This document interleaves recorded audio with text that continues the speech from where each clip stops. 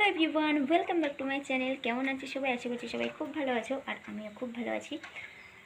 তো এখন দুপুরবেলা, যেহেতু বাড়িতে আমি একা আছি, ভীষণ বোরিং বোরিং লাগছে। কি করব ভালোই লাগছে না। তো সেই জন্য ভাবলাম যে অনেক দিন তো হয়ে গেছে হেয়ার কাটিং করা হয় না, তো আজকে বাড়িতেই হেয়ারটা কাটিং করে নেব। তো সেই জন্য চলে আসলাম।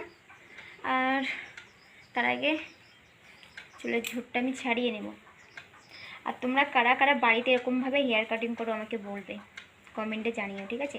আমি এর আগেও দুবার বাড়িতেই হেয়ার কাটিং করেছি, সেটাও আমার চ্যানেলে দেওয়া আছে, দেখে নিতে পারো। দেখছো কি অবস্থা আমার চুলের? ভীষণ অবস্থা খারাপ, খুবই খারাপ অবস্থা। বাইরে যাওয়াও হয় না আর কাট করাও হয় না। তো সেই জন্য ভাবলাম যে বাড়িতেই আমি হেয়ার কাট করে নিই।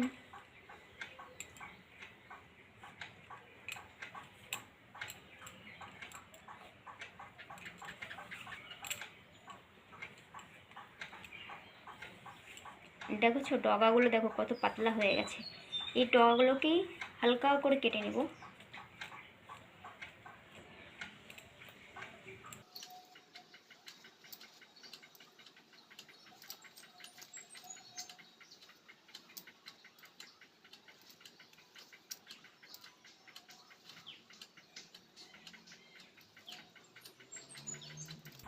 আর না, মানে হেয়ার কাটিং করতে খুব কষ্ট হয়।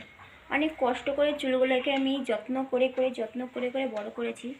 আর যখন কাটতে যাই না, তখন খুব মায়া হয়। সেই জন্য আমি বেশিই কাটি না, অল্প কাটি।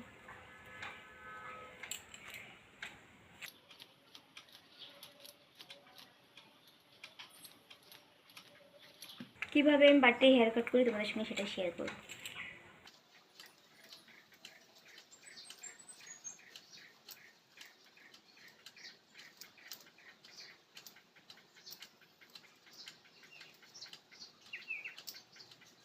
বাড়িতে একা একা কাজ না থাকলে যা হয় আর কি মানুষের, তো আমারও সেই অবস্থা। তো আমার চুলের ঝোড়া ছাড়ানো কমপ্লিট হয়ে গেছে। চুলের ঝোড়া ছাড়ানো, এই দেখো।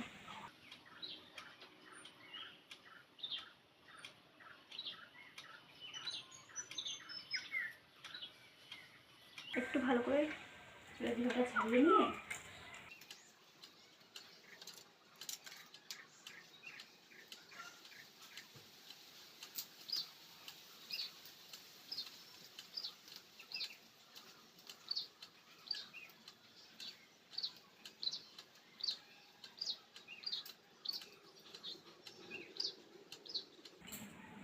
তো হয়ে গেছে। দেখতেই পাচ্ছ, এই দেখো ডগাগুলোর অবস্থা জাস্ট দেখো। তো এবার আমি কি করবো বলো তো?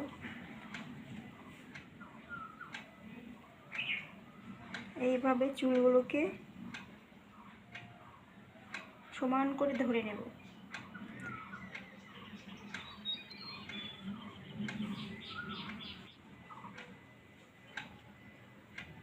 এই যে এইভাবে চুলগুলোকে আমি কাটবো।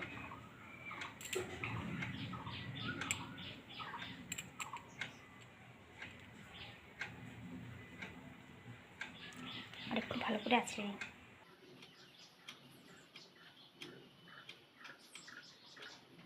নাহলে বুঝতে পারছি না, ওই জন্য কাউকে একটা লাগে, বুঝেছো?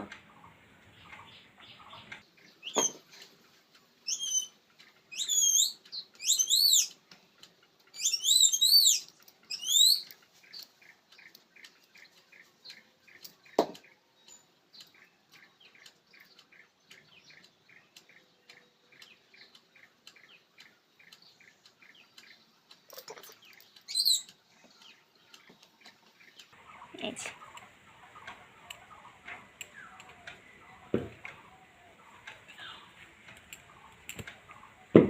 লেজ হয়ে গেছে, লেজ।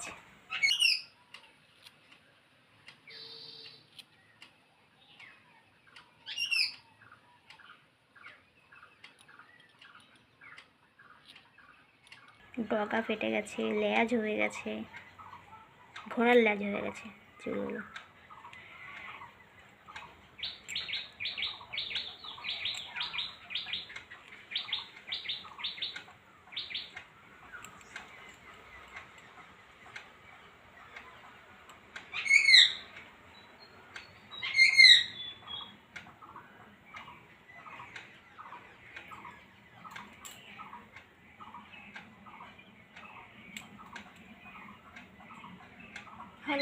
কেটেছি হালকা করে, এটা বেনুনি করে কাটলে বেশি ভালো লাগে। দাঁড়াও দেখাই, এই যে এইটুখানি কেটেছি। তো চলো, ভিডিওটা কেমন লাগলো অবশ্যই কমেন্ট বক্সে কমেন্ট করে জানাতে ভুলো না, কমেন্ট করে। একটু ভাবছি লক্স কাটবো, একদিন বাড়িতে কাটতে পারবো না। তো চলো, যদি ভিডিওটা ভালো লাগে তাহলে অবশ্যই লাইক কমেন্ট শেয়ার আর অবশ্যই চ্যানেলটাকে সাবস্ক্রাইব করে দিয়ে আমার পাশে থাকো। Bye bye.